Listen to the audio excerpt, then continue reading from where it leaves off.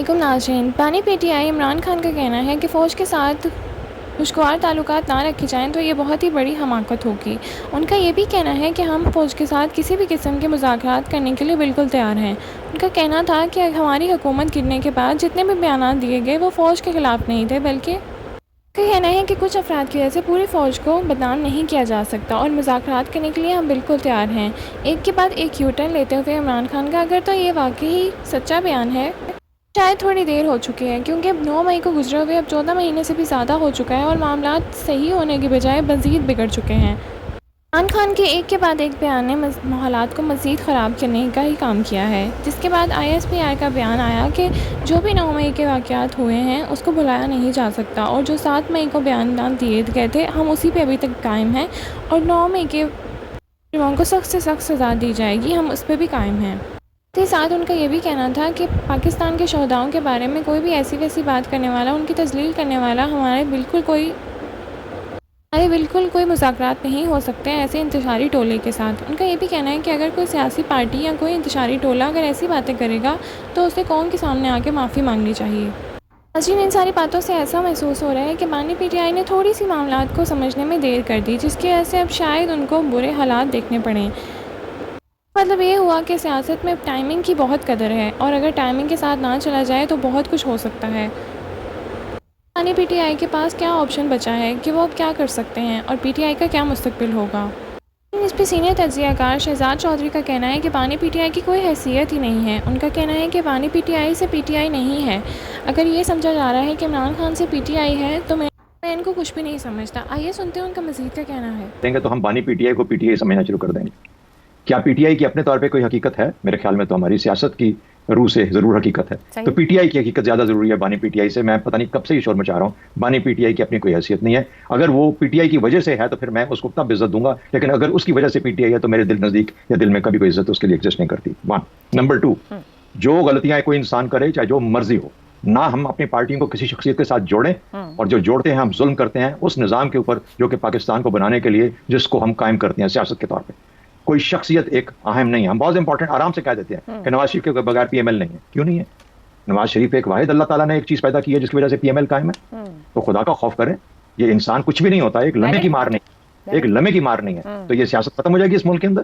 तो इसलिए एक तो ये, और जब तक हम फोकस शख्सियात पे रखेंगे इस किस्म के मसाइल हमारी सोच के अंदर आते रहेंगे।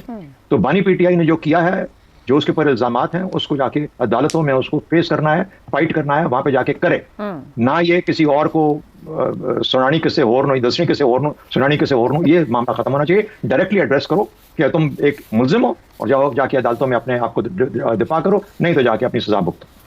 तो मेरा ख्याल है अगर हम ये रास्ता इख्तियार करेंगे तो शायद हमारी क्लैरिटी आ जाएगी। ये जो हम इशारों पर आए में गुफ्तगू करते हैं, हमें इससे बचना चाहिए, हर लेवल पे बचना चाहिए। और खासतौर पर डीजे एसपीआर साहब को तो जरूरत ही नहीं है ये बात करने की। जो मुलजिम है, जो इस पर इल्जाम है, उसको अदालत के आगे पेश करो और जाके अपने प्रोसिक्यूशन करो और डिफेंस का मौका दो उसको। तो मेरा ख्याल है उस तरीके से देखना चाहिए। तो ये टाइमिंग की बात नहीं है।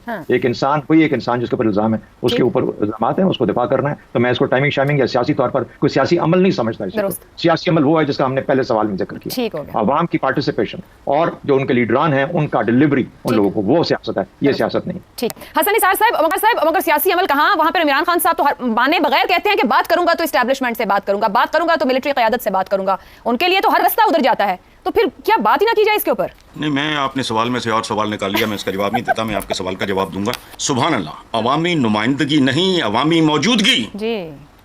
ये एक जुमला करोड़ जुमलों पे भारी है, जिसमें मैं शहजाद साहब को खराज तहसीन और सुनने वाले सुन लें, अवामी नुमाइंदा को मारो गोली। अवामी नुमाइंदगी नहीं, अवामी मौजूदगी, यही पाकिस्तान का अलमी है। जबरदस्त शहजाद साहब, थैंक यू वेरी मच। अच्छा, आपने फरमाया कि सियासत में टाइमिंग की बहुत अहमियत। तो बीबी सिर्फ सियासत नहीं, जिंदगी सवाए टाइमिंग के कुछ नहीं।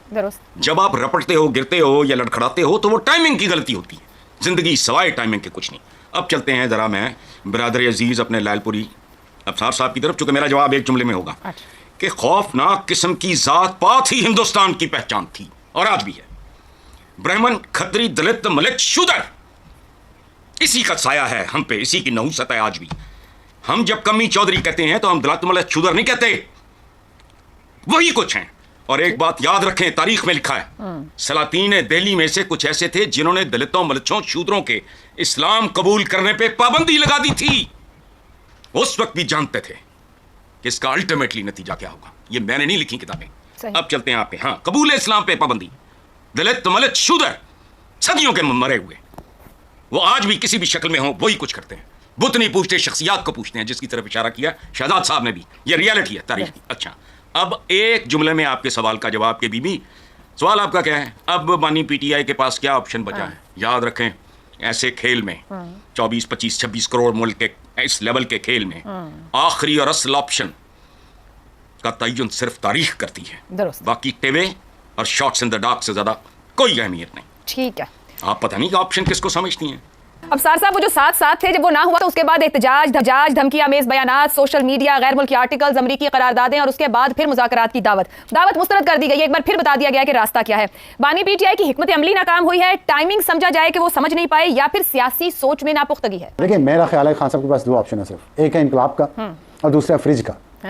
जो उन्होंने चूज करना कर ले। फ्रिज का और कुछ नहीं होना। फ्रिज कहां से आ गया? फ्रिज मांगी गई है भाई, फ्रिज मांगी गई है। गर्मी है, देखें गर्मी में इनकलाब थोड़ा सा लाना मुश्किल होता है, मैं आई कैन अंडरस्टैंड। अब एसी चल रहे हैं यहाँ पे 3 इस स्टूडियो में, तो बाहर निकल के पता चलता है कि इनकलाब कितना नहीं, मगर खान साहब तो गर्मी में यहाँ अगस्त में चले थे, आप भूल गए? इस्लामाबाद कितना हब्स और गर्मी का मौसम होता है, आप भूल गए 126 दिन को? भाई वो तो बाहर तरह खुली फिजा थी, आवाम साथ हों, लोग आगे पीछे हों, कैमरे लगे हुए हों, खुफिया मीटिंग्स हो रही हों यहाँ सेफ हाउसेज में, फिर इनकलाब बहुत करीब नजर आता है। लेकिन जेल के कमरे में और आज़ादी में बड़ा फ़र्क होता है। और बात असल ये कि ट्रस्ट डेफिसिट है, और ट्रस्ट डेफिसिट नहीं ख़त्म नहीं हो पाएगा, मुझे नहीं लग रहा।